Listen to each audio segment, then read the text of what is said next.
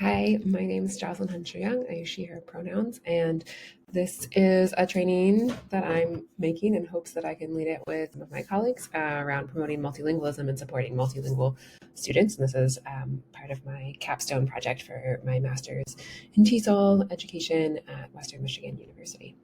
So first, I would love for you to think, and thinking can take different forms. So that might mean actually like writing something down. It might mean just sitting and thinking to yourself. Maybe you're drawing to do this.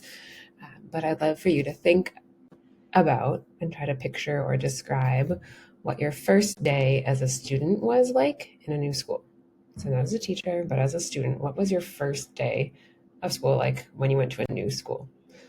So you can pause this video and take a minute, probably at least 1 minute, to really think about this and try to visualize what it was like. So as we build from this, I'm going to kind of talk you the agenda, introduce myself a little bit, and then we have some learning objectives and we'll kind of go through. So the different parts of this training are first to really help us develop and think about empathy for our multilingual students in particular, and thinking about what they might be dealing with. Not all students are going to be the same. Obviously, there's a wide range even within our multilingual students and learners, but trying to think about and empathize with some of the things that they might be dealing with. Then I'll talk very briefly out and highlight some kind of basic benefits of being multilingual. I think lots of us know these already, but just reminding ourselves of why having multiple languages should be seen as an asset and why doing that is really important. Then we'll go into strategies. I'm not going to talk through all the strategies, but I'll highlight kind of 3 different areas and then 4 different strategies for each of those areas of things that I found throughout this program that have been really helpful and beneficial to me that I'm trying to implement more in my own practice and hope that you can do similar things in your practice. And then we'll end with a brief thing around goal setting and really trying to think about taking away from this, what does this mean for you and what do you hope to do or to change in your own practice as an educator? Again, hola, ni hao, hello, my name's Jocelyn. I use she, her pronouns. I'm multiracial, Asian, and white. My first language is English. I know a little bit of, or I know some Spanish. I studied Spanish in secondary school and then studied abroad during college. I went to Madrid and studied for a semester there. I also spent a year living and teaching at an international school in Shanghai, China. So I am Chinese American. My dad was Chinese. He was the first in his family to be born here in the United States. But he and my mom decided not to teach me and my brother any of the various dialects of Chinese that my dad knew. He spoke Toisanese, which is a smaller dialect Cantonese, with his family. And then he also learned some Mandarin. He knew a bunch of other languages from his own language learning as well, but they decided not to teach me and my brother any. I did try to learn some Mandarin when I was living in Shanghai. And I still try to do it, try to keep up, but it's definitely not very strong. And I'm a high school social studies teacher. And so I'm trying to format this so that it can be applicable to thinking about multilingual learners, but doing it in not just kind of in, for TESOL teachers who might know and have more ideas than I do, but really trying to think about how we can do this across content areas. And so regardless of, the number of MLs, multilingual learners, or how proficient you feel, like these are strategies that will help them and will also help all of your students. So that's kind of where we're going and who I am. What we're going to try and do today will hopefully lead us through meeting these 4 key learning objectives. So I have 2 content objectives and 2 language objectives. So in the first part, when we're thinking about empathy, I'm hoping that after that you can describe how communicating in a new language might impact students. In a second part around benefits, hopefully you can read some of these brief statements to identify key benefits of being multilingual. And in the third part around strategies, I'm hoping that you can take away at least 3 of those strategies so that you can describe strategies or activities to engage and support students. And then in the last part, you're going to write a goal statement about how to implement a change in your work with students. So these are our objectives that we're trying to achieve through this, and we'll check in at the end to make sure that we hopefully are able to do those. And there's a survey on my website where you can give me feedback about the extent to which you were able to meet these as well. Okay, in this first part about empathy, we're going to think back to that reflection that you did at the start of this session, where you were writing about your first day as a student in a new school. And I really want you, if you didn't include this, maybe you're thinking about, who you sat with or things like that. But I really want you to think about your emotions and how those emotions impacted your thinking and your feeling around school as well, right? Were you feeling nervous? Were you excited? Were you feeling confident? Were you anxious? Were you scared? What were some of those feelings? And how did that maybe then impact how you were feeling about school as well, right? Did you then feel like you were totally ready to be your full self? Did you maybe feel more reserved, quieter, less willing to share things about yourself because of these things? So if you didn't think about those emotions yet, take a minute, pause the video, and think about what emotions did you have on that first day, and how does that impact how you felt about the school itself? And so now I want you to kind of separately, but we're going to tie these together. Think about a time when you had a hard time understanding somebody. So we're thinking about communication here. Again, I want you to think about the emotions you felt and how those feelings impacted your understanding of the situation, your decisions, and the interactions that you put into that. So you're maybe talking to somebody, maybe you're trying to read some instructions, you're trying to communicate in some way, and you're having a really hard time understanding what is being asked of you.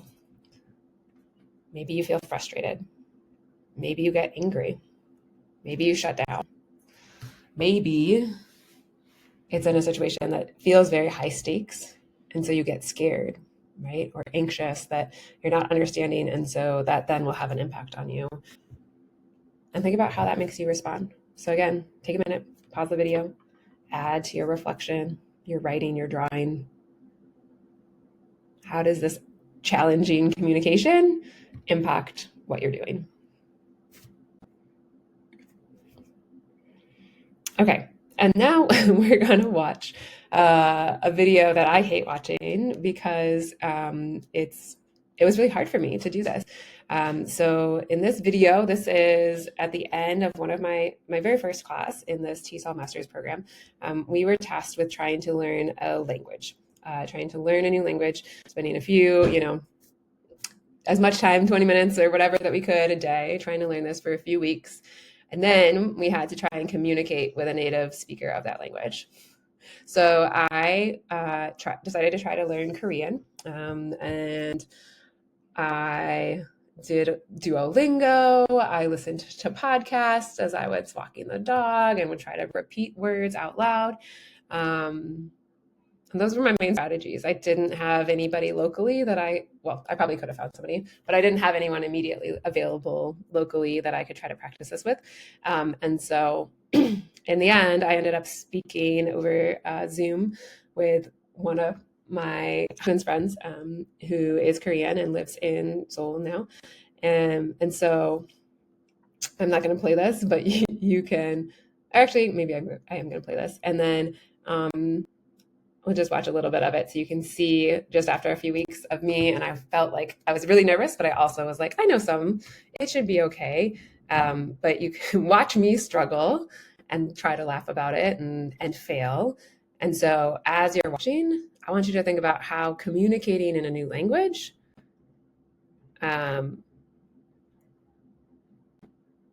I have a typo on the slide. How communicating in a new language could impact that first day story. That's the missing word here. So I'll update these slides. How communicating in a new language could potentially impact your first day story. So thinking about going to school and adding on to that challenges in communication, and particularly trying to communicate in a language that you are just learning. Okay, so here's a little bit of me and Saram trying to communicate in Korean.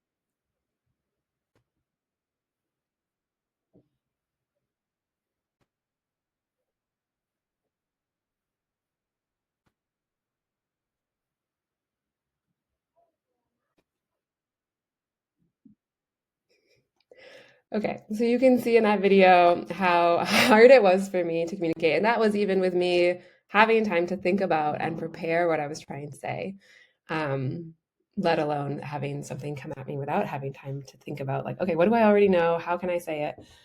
So it's really hard and really challenging. And so thinking about what that might be like for your students if they're trying to come to school and communicate in a language that they don't know or are just learning. I'm going to add to this one more video. And this is a video that I didn't make, right? But it's kind of like a short mini documentary, not really documentary, but right. I want you to watch this and think about how communicating in a new language might impact your students beyond the classroom. Obviously, I know that there are many types of multilingual learners and students. Some of them come with parents and families that are fully intact, that also speak multiple languages. They might speak English and something else at home, right? But there's also a lot of families that come in and are maybe fragmented or split across different spaces and places. There's families where the parents don't speak any English, right? And so I want you to think about this as we watch this video, which is called "What Did They Say?"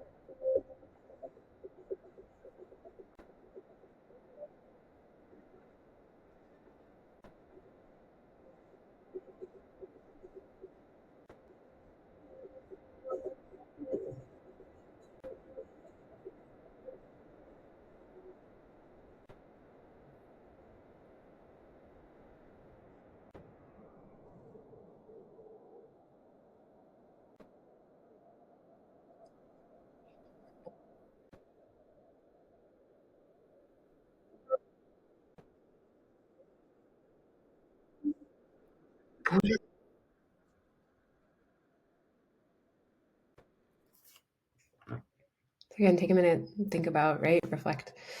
What does this reveal about what our students might be dealing with in the classroom and beyond, right?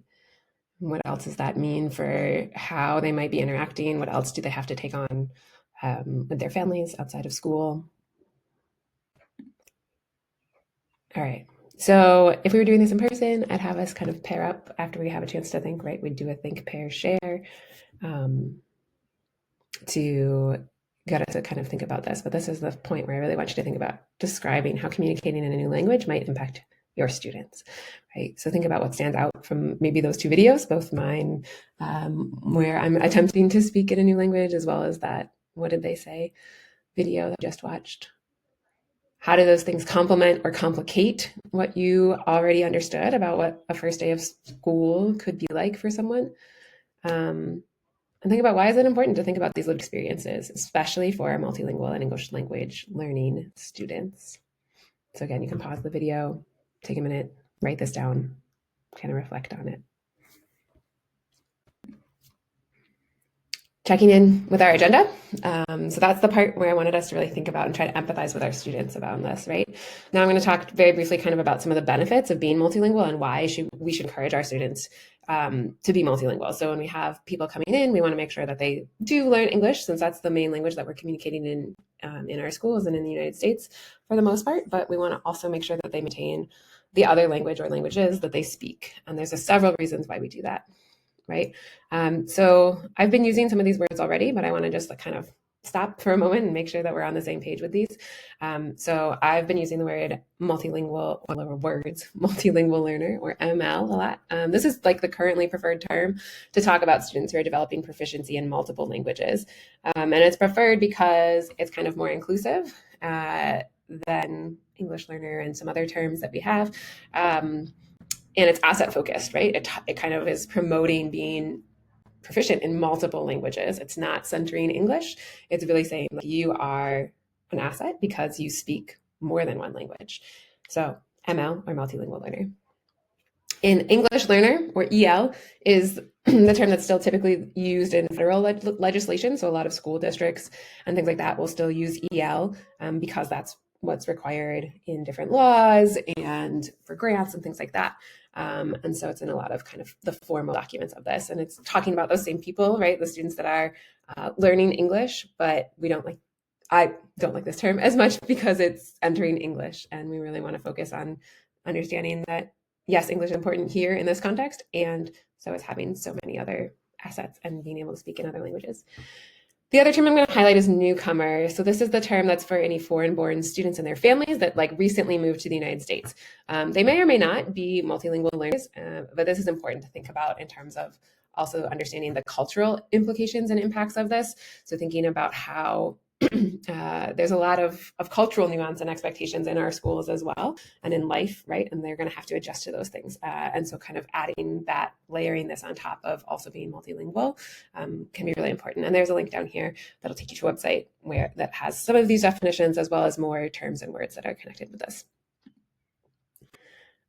This is a short video that I'm not sure if it will play because it's made as a short that I also made as part of my program to kind of highlight some of the benefits for students. So this is a project that I did that was for framing multilingualism as an asset and really trying to make sure that my students understood why and that my multilingual students maybe then also tried to take the Seal of Biliteracy test to be able to get that on their diploma when they graduate.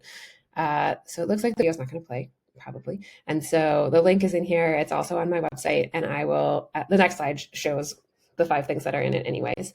So I will click through to this. So the 5 benefits that I decided to highlight for students in terms of why they should celebrate being multilingual and then try to take the Seal of Biliteracy test is 1, it helps you to communicate. And so you're connecting across different cultures. So in our world, 75% of the global population speaks more than one language, and there's over 7,000 different languages. So being multilingual is really an asset to help you think about how you communicate with other people. Second reason is that it helps develop your brain.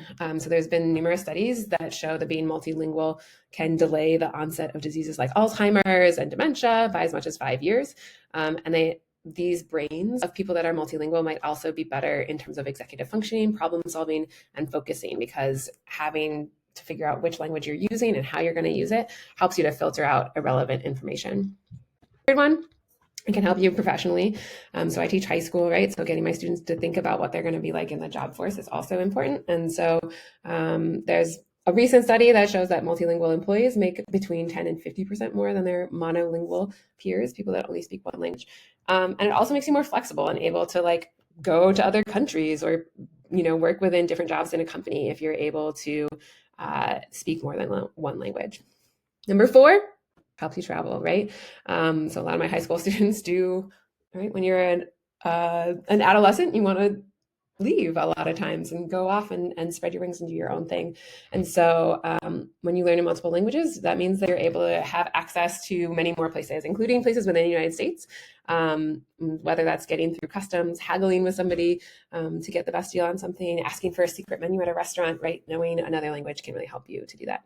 And then number 5, helping you to connect with family, with friends, with other people. So this is similar to number 1, except that we're also kind of highlighting here how for a lot of people, learning a language can help you to connect with family. So maybe there's relatives that speak another language. Maybe it connects you to your heritage. Maybe it helps you to access different parts of yourself.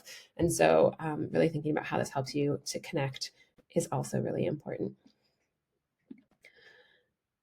So those are the 5 benefits that I decided to highlight. There are many more, but I just wanted to take a minute and I want you to think again, and you can pause the video to think about what stands out to you from these benefits.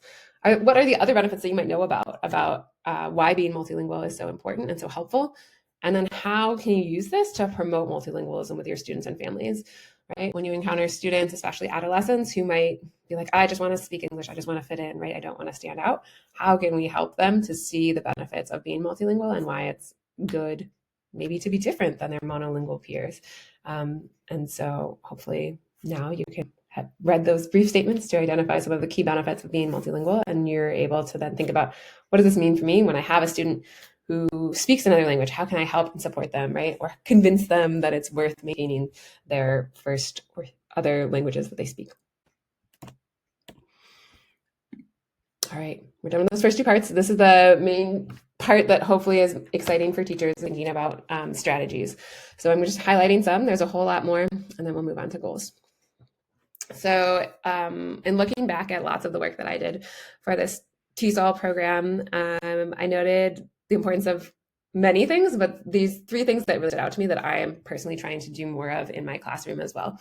So one is promoting more student interactions, having time for students to interact with each other, with me, but especially with each other. Honoring and centering identities. This is something that has always been really important to me. This program kind of reiterated that and is also making me think even more about how to do this more consistently throughout my classes. And then the last one, again, is something that has been important to me before, but this helped me kind of name it and think about how to do it in more concrete ways. So explaining this idea of like the hidden curriculum, right? The sort of expectations, unspoken rules, things that go into being successful in school, in academics, right? Kind of explaining that, and in particular using the Lacey model, which is the language-based approach to content instruction. And so I'll kind of talk you through these things and highlight different ways that you can try, strategies you can try, or activities you can do with your students. So the first part was around promoting student interactions. Why this is important? I think we learn best and are most motivated to learn when we're connected to and in relationship with the people around us.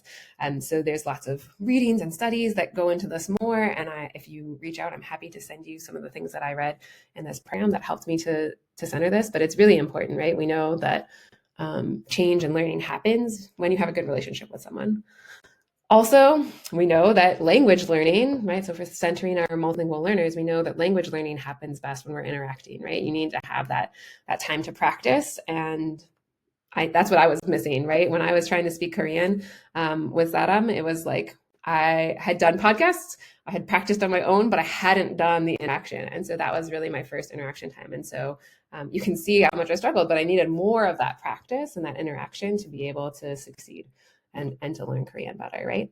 So they help, because interactions help us to learn and practice language. It can also help us to understand and apply the content that we're learning. So if you're, not a language teacher and you're like, I really just need my kids to learn math, interactions help them to solidify that understanding of maths, like in what they're doing, right? And apply what they're doing in conversation with others.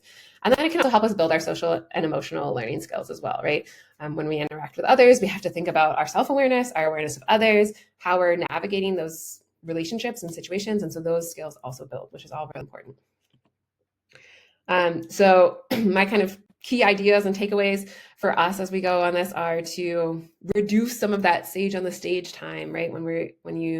Not saying you can't lecture, right? I still have to lecture sometimes, but thinking about how to create opportunities for interactions within that lecture time frame when you do have to convey a lot of that information. And so I'm going to talk about the 10-2 method. And so that's one way to help us kind of remember and think about that. Another thing is creating different ways for students to interact with each other. So I'm going to give 3 examples for that, right? Which is one of the things that I've been really trying to do, is to make sure that my students have more time to interact with each other. One is paraphrase passport. Another activity is give one, get one, and then numbered heads together. I also have been trying to allow myself more of that time and space to have unstructured interactions. So being okay with having my students, right, like have group time and they're working, and I realize that they're not on task, but that's okay because they're still interacting. They're working on the social emotional learning skill. They're building their language proficiency, right? Navigating different spaces, understanding how to kind of like code switch between when they need to use academic language and when they can be more informal with their friends. All of those things are happening. So being okay and allowing for that unstructured interaction is also really important. So the actual strategies, I'm just going to highlight these, and then the slides that follow give you more specific instructions, and they're all linked also to a document that kind of has even more options in there. So the 10-2 is the lecture strategy, right? And the basic idea would be that you're incorporating that processing for students within your lecture, right? So you maybe lecture or talk for 10 minutes, then you give them at least 2 minutes to think and process. So maybe they're thinking and processing on their own. Maybe it's with a partner. You give them a question to prompt them, but really just breaking it up, right? Not doing more than 10 minutes of talking or providing that instruction before they have a chance to process. Second activity here is paraphrase passport. This could be done as a whole class or in small groups, where you're basically asking students to kind of paraphrase or summarize key information. And so you ask one student a question, they give an answer, then you ask another student, and they paraphrase what the first one said. And so you might want to remind your students what paraphrasing means, give some examples and models of how you can say the same thing in slightly different words. And so this can help students to both learn the content, right? Also think about how to say it in different ways, right? We're working on building vocabulary, thinking about synonyms, the other ways of phrasing things, all that kind of stuff. And obviously, if you do this the whole class, it can get a little bit repetitive. So maybe doing this with like multiple questions could be a good strategy as well. That's how I did it in my psychology class when I tried it. Give one, get one. It allows some individual synthesis of the learning and then sharing it in pairs. So the idea is like you have a piece of paper and they write down in one part of it something that stands out to them. You give them a question, they write down what they learned, right? Something that stood out to them from the lecture, whatever it might be. And then they have to do one and get one. So they go around and you could have it structured at tables or you could have them move around the room, but they give somebody what they learned. So they say, I learned, or one question I still have about this, or something that stood out to me is, or an example of this concept in what we're learning is blah, blah, blah, blah, right? So they give something that they learned and then they get something that one of their peers learned. And then you can have them share out at the end. So they can say like, oh, one thing I learned from Jose is blah, blah, blah, blah, right? And so they can also work on some paraphrasing too, or writing down and then learning and repeating what they learned from their peers as well. The last one here is numbered heads together. So this is group processing and review with a whole class share. So the idea is that you give everybody a question, maybe you have them in table groups or something like that, and they get into groups and first they decide on numbers. So if there's 4 people in a group, you have numbers 1 through 4. And then when they're processing, you give them a question, they put their heads together, they talk as a group and they come up with an answer together. And then you're gonna say, okay, all the 2s, raise your hand.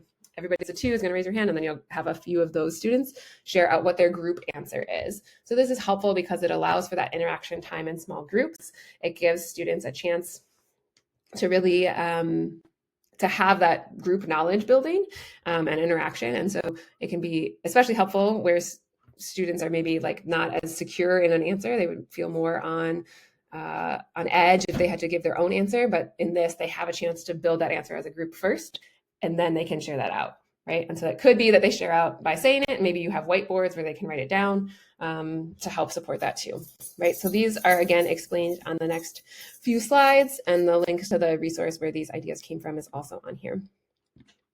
My second set of strategies is around honoring and centering identities, which is really important because I think, again, we learn best when we feel like we can be fully ourselves and are fully seen and understood by those around us.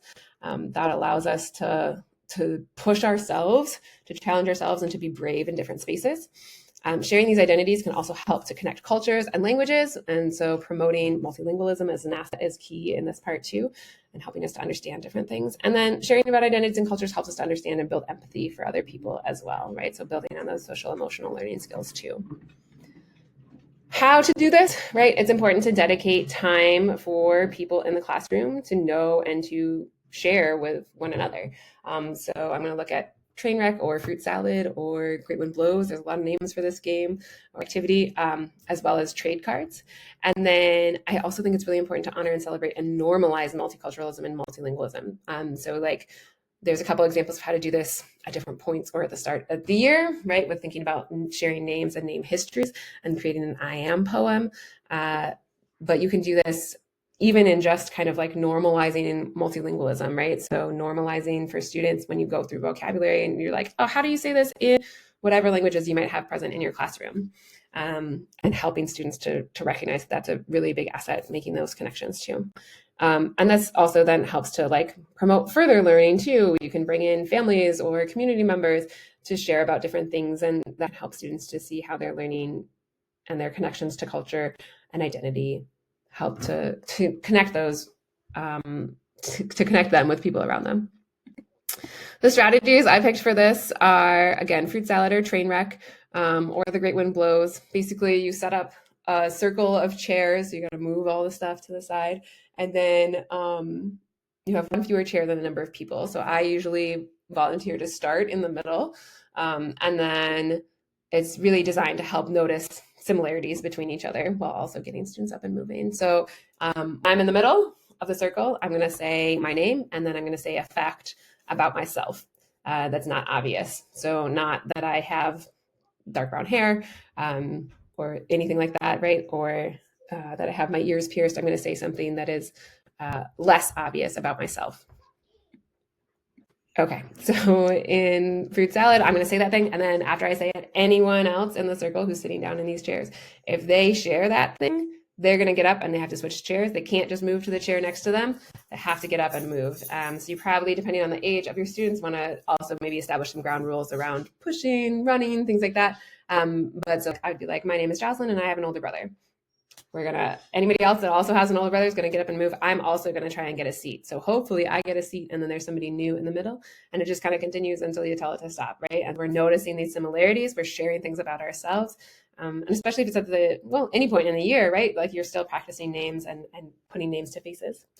Second activity here is name history. So name history is where we share our names and then also share a little bit around what we know about our names. So thinking about and you got to be a little careful with this one. So don't necessarily require that students answer all the questions, because some students may not know and may not have the ability to know everything about their name. But you want to share what you know, what you wonder, what you like and dislike about your names, right? So you might get students that are talking about, oh, my name is like my grandma's name, or it means this in this language, or my parents really liked this musician and so they named me blah. You might also get things that are like, I really don't like my name.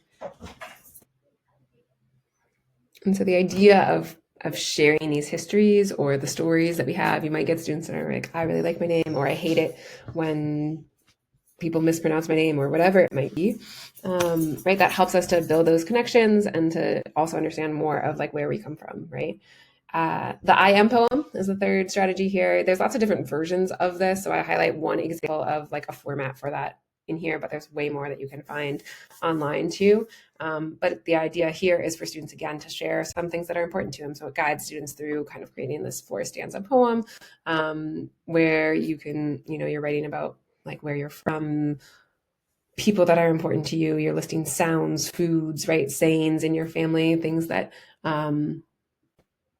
that people want to share. And you got to also kind of build some of that brave space in your classroom for students to be able to share that with each other, but remind them that you do want to share these. So if they're not willing to share something necessarily publicly yet, then maybe they don't want to put it in the poem, and maybe it'll come later, right? You could revisit those poems again later in the year and have them think about, is this still who they are, or has something shifted and they want to share more or change some of that poem too?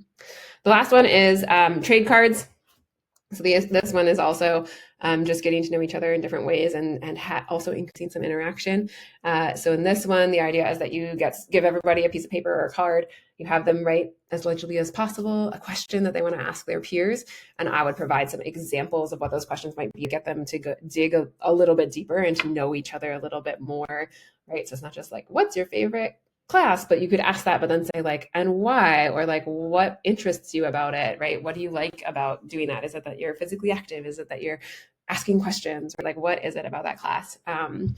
Or you can ask questions how many siblings do you have, and what is your relationship like with them, or how has that shaped who you are today?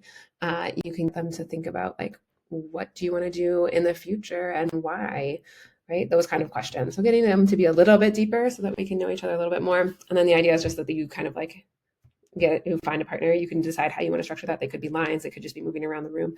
But they get a partner, they ask their question, partner answers, partner asks them a question, they answer, and then they trade cards. So you have a new question, and then you go find somebody new and repeat, right? And so we're, again, just getting around, getting to know each other. I would also advise having some other questions kind of prepared for you already, so that if you look, you're going to collect the cards first. And if you're ooh, I actually don't really want anyone to have to answer this question, you can put that one kind of to the side and put in one of the ones that you made. And then you just redistribute anonymously, so students don't necessarily know if their question got pulled. Okay, so those are those different strategies, again, with links to different things. Okay, the last part of the strategies here is this language-based approach to content instruction and teaching the hidden curriculum. So schooling and academia, right? All of these things are inherently kind of biased and cultural, right? They're going to privilege certain ways of communicating, ways of speaking, and privilege the people that are kind of born into the language, culture, and expectations of schooling, where those things come naturally to them or to their families, right? I am one of those people. I grew up really liking school, and part of that was probably because both of my parents were beyond college educated, right? They both had PhDs. They knew how to navigate schooling. They knew how to support me in thinking about reading and writing and maths and all those things, right? When I had to do a science fair project, they knew how to help me do that. And in addition to having, right, the socioeconomic status in class to be able to support that financially, they also knew the ways of navigating schools and how to help make sure that I could do that too. So we want to make sure that more of our students have access to that, right? So making the language and the skills of that schooling really explicit helps make all of this more accessible to students. So it's pretty obvious when we're using like vocabulary words or whatever that are new to our multilingual students or English learners. But there's also a lot of things that are inherent in this in terms of how you participate in class. How do you ask questions, right? That we kind of assume students know or they should know, especially at the secondary level. We assume, oh, you should have learned this earlier. And so making those things really clear and explicit is important. And then I think also doing that in ways that names where those are coming from. So for a lot of us in the United States, this is a lot of like Western culture and expectations, right? When I taught in Shanghai, I realized that my way of writing and telling students to tell me what you're going to say in your essay, right? Supporting, having a claim, evidence, and reasoning, everything linking back to that is a very Western way of writing. I had some students where they wrote in a way that was much more kind of like, here's a lot of information, here's evidence, here's like other information and evidence. And at the end is when they told me what the point or the claim was, right? It was kind of like, here's all this stuff. And based on all of that, you should get to the same conclusion I am at the end, right? And so that was a very different way of writing. And it took me a while to understand that that's what they were doing. I was like, no, you got to tell me right up front. But that was like culturally very different than what they were used to. So really being able to name that for students, I think is important, especially when they're coming in from different cultures and their families might have different, even if they're college educated, right? If they're educated in a different culture and a way of approaching things, they might have a different way. And so naming what we're doing and how that is connected to culture is really important. And this obviously then builds on that work of identities and multiculturalism and multilingualism, naming like, we're trying to teach you all of this because this is the expectation here in the United States, but like there's other ways that you can do this and also other ways that you might want to do it if you're communicating for a different audience. So for this part, I'm particularly thinking about the language-based approach to content instruction. And they have in that model, they have the 6 C's to support or scaffold learning for multilingual learners, right? So there's connection, culture, code breaking, challenge, community collaboration, and classroom interactions. So I'm looking specifically for this part kind of at focusing on code breaking. And so what code breaking is, this part, right, is explicitly teaching ways of doing school, the focus on the development of academic literacy, integrating language and content as inseparable instructional components, right? So we're naming not just the content vocabulary, we're also talking about just general academic vocabulary that they need to know, right? What does the word like therefore mean, right? How do you use that when you're writing? Those kind of things too. And so this is important for a variety of reasons that I talked about. And there's some strategies. A lot of these are things that you're probably already doing. So just reminding you to do that and the importance of doing that. So one is that it's really important to teach vocabulary words. And so I'm going to show you that both like word squares is one strategy for teaching vocabulary, as well as open sort for getting students to think about how they organize vocabulary and think about it. And that vocabulary should be both your content vocabulary. So as a social studies teacher, yes, they need to know like what legislative, judicial, right? Like what these words mean. But I also want to be teaching them words around like that I would maybe assume people know, like what does government mean? What does however mean, right? Like what are those words that they need to know to be able to succeed academically? We're also going to try and name and model academic skills for reading, writing, and thinking. So thinking about disciplinary literacy, right? So I'm going to look at report frames or outlines when you're writing, and then also the strategy of reciprocal teaching for understanding and reading and processing reading as well.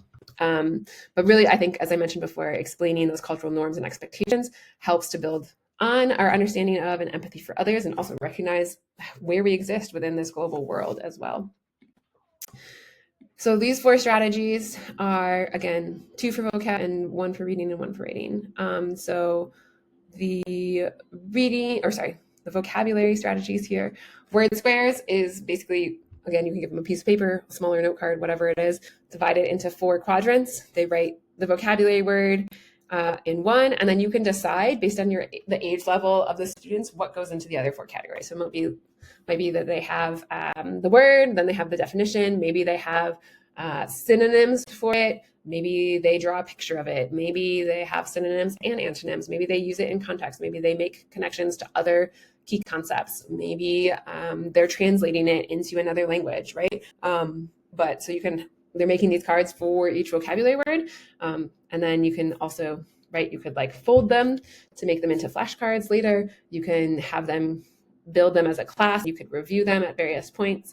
They can make them individually, right? There's a lot of ways that you can use those.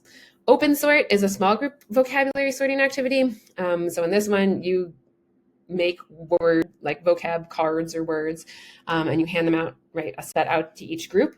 In an open sort, you just tell them, sort these words into different categories. You could give them a number if you want to. You can just say, sort them into different categories. And so as a social studies teacher, right, maybe it's like, oh, these are all words that are associated with culture in India. These are words that are associated with culture in China, right? Whatever it might be that we're learning about. You could do it in science with like, different phases of a particular process. And in an open sort, you don't give them the categories, though. You might have those categories in your mind as you're making the list of words, but for students, you just give it to them and you see what each group comes up with. You could do a gallery walk afterwards where you see like how different groups organize them. You could have groups share out and explain what they came up with and why. You can ask them to sort them again in a different way. If you want to do it in a more structured way where you do want them to get to a specific answer, you can give them those categories, right? And that's like a closed sort where you would then give them like, okay, you're going to have some words that are for judicial, some that fit under legislative, right? Like whatever it might be. But you're going to kind of allow for that interaction and then also thinking and processing around the vocabulary. Report frames is a writing strategy. It's basically just giving an outline for what you're trying to do. So that could be individual, it could be done as a group, it could be done in a class, as a whole class, but you're naming and framing those writing expectations. So when I teach writing, I'm teaching my students, I'm giving sentence frames, I'm giving honestly like paragraph frames of like how you structure your introduction, how you write your body paragraphs. And so the very scaffolded versions almost have like a kind of fill in the blank sentence frame structure, right? Here's where you put your evidence. Here's where you put your counterclaim, whatever it might be. But I think that that's really important in naming those expectations of writing and not just assuming that our students magically know that how they want to write, right? It's useful to have a model text and have them break down the model text too. So be like, here's a body paragraph that's really strong. Where do you see the topic sentence? Where do they introduce their evidence? What is their evidence, right? Where's the part where they're explaining their reasoning, or where are they citing their evidence? How do they relate that back to their main claim at the end, right? And so breaking that down and naming what those different parts are is really important. And then it's also important to scaffold that beyond too, to push and extend it. So saying like, okay, based on this, like, here's your next step. How do you grow and develop that as a writer, and having examples of that too. The last strategy here is reciprocal teaching. This is a strategy for reading or processing intake of information. Basically what you would do is, I'm actually going to jump to this one so I can show you all these different things, right? So basically you're going to model as a teacher like what all these strategies are. So the ones that are included here, but you could use others that are specific to your discipline if that's useful, are summarizing the text, right? So reading a paragraph, summarizing the main idea of it.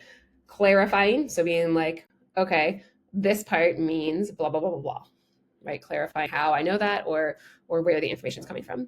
Questioning, asking questions of the source, the author, right? Or like, I don't understand this part, so I need to, maybe they're going to explain this next, or I need to look this up or ask questions about it. And then predicting, right? So this is what I think will happen next in this story, or this means that their next point of information is probably going to be blah, right?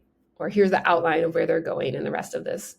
So you're going to model that as a teacher, and then you're going to have students work to read something else, right? Maybe it's the rest of the essay or something like that, the rest of the story, and assign each role to one of the students. So they'll read in groups of 4. One student's in charge of summarizing, one's in charge of clarifying, one's in charge of questioning and predicting, right? And so they're going to practice those strategies in their group.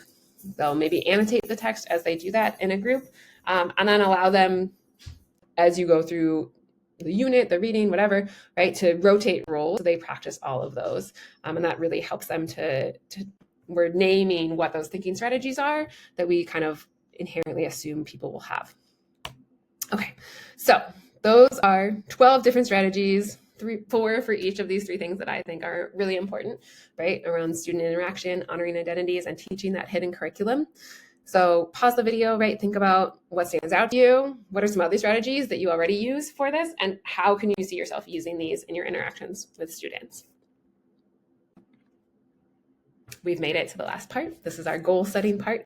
So if we were in person, I'd have us kind of think, pair, share, right, around what do you want to improve most in your interactions with teaching? So maybe it's one of these things exactly. Maybe you're like, oh, I really do need to increase my opportunities for students to interact each other. Or like, I used to do more remote identities and kind of fallen away because I've been so stressed about getting these standards done or whatever it is, right? So think about what is it that you want to try and build on? Maybe it's not one of these, but maybe it can be loosely connected. What's a strategy and an idea that you'll take into your work with students? And how might you want to challenge yourself, continue to learn, or move towards improvement? So take a minute, pause the video, write or draw, reflect, think about these questions for yourself. As an educator, what do you want to do? What do you want to see yourself change? And the last part is an exit ticket. So if we were in person, I would have us kind of go through this, right, and think about writing an actual statement. So I give two examples here at the bottom. I might even give you a sentence frame, right? But think about what do you want to accomplish? When do you want to accomplish it? And how are you going to make it happen, right? We're trying to hold ourselves accountable. And so maybe that means that you have an accountability buddy, another teacher that you're going to check in with at some point to make sure this gets done. Maybe you're going to set a calendar reminder or schedule, send yourself an email to be like, hey, it's October. Did you remember to do blah? If not, do it tomorrow. Right? So for example, I might have a goal for myself that's like, I will include more student interaction time when I lecture by following the 10-2 strategy. Or maybe I'll say I'll create more opportunities to get to know each other in class by playing fruit salad at least once a quarter, right? And not just doing it at the beginning when everybody knows that you're going to do that, but also being like, hey, it's the beginning of November. Let's just play a game and reconnect with each other. So take a minute, write yourself a goal. Think about how you're going to hold yourself accountable for that. Sometimes in my planner, I like write down in the future, like months in the future, be like, check in with self. Did you do this goal? I might tape my actual goal statement or rewrite it on some day that I'm hoping I'll remember to do it. I also have a spot on my website where you can share your goal statement with me, which I would love to see if you're willing to share that. So these were our 4 objectives. Hopefully, there's also a spot on my website where you can indicate whether you were able to meet all these. Hopefully, you can describe how communicating in a new language might impact students, thinking about first days, thinking about what they're doing outside of the classroom. We read some of those brief statements to identify some of those key benefits of being multilingual. Hopefully, you can describe at least 3 strategies or activities that could engage and support students, especially multilingual learners, but really all of our students would benefit from these. And then hopefully you just wrote a goal statement about how to implement a change in your work with students. And again, I'd love to see that. If you have questions, if you want more information, check out my website. And there's also a feedback form, like feedback survey and a contact form on there as well. And I would love to hear from you. Thank you so much. And I hope this was helpful.